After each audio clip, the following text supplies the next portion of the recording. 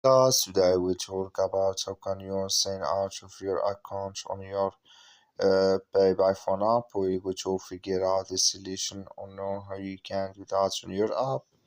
So you just follow this ways, then it's going to work with you. So all you have to do, so you just go here above this sign, click on it here to sign out. Just follow this ways, then it's going to work with you. Click here on this sign. So then it's going to show for you a list like this here. So then all you have to do now, so you just go down, you come here to sign out here, just click here on sign out. So when you just click here on sign out here, so then here it's going to take you out of your account on your pay by phone app. So that's all you have to do. That's all. I wish know you I give it. That's all. Thank you for watching. Don't forget to support us by liking, subscribe.